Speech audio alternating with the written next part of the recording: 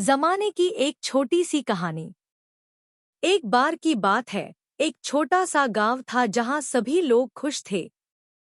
गांव में एक छोटा सा बच्चा था जिसका नाम रोहन था।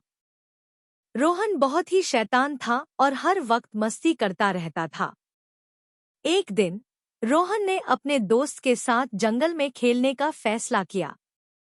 जंगल में पहुंचकर वह और उसका दोस्त बहुत मजे कर रहे थे। मगर फिर उन्होंने देखा, एक लंबी सी पतंग उनके सामने उड़ रही थी।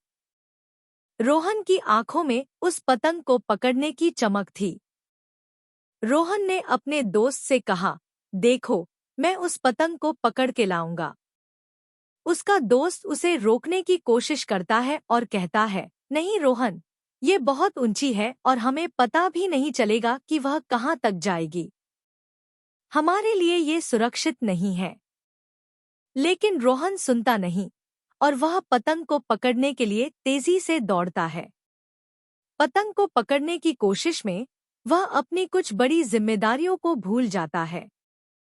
फिर एक पल में पतंग ने उन्हें खींच लिया और उन दोनों को जंगल के अंदर ले गई।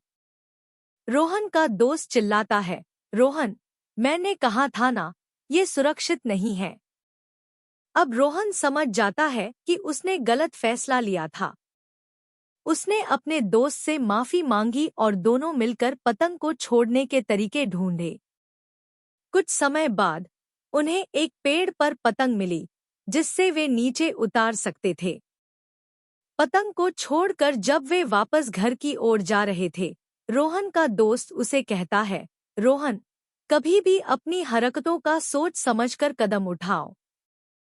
कभी कभी हमें लगता है कि जो हम करना चाहते हैं वह बिल्कुल सही है, लेकिन असल में वह हमें खतरे में डाल सकता है। रोहन ने अपने दोस्त की बात मान ली और वादा किया कि वह कभी भी बिना सोचे समझे कोई फैसला नहीं लेगा। उस दिन से रोहन ने अपने दोस्त की सलाह को हमेशा याद रखा। इस कहानी से हमें सीख मिलती है कि हमें हमेशा समझदारी से हर फैसला लेना चाहिए और कभी भी बिना सोचे समझे कोई काम नहीं करना चाहिए।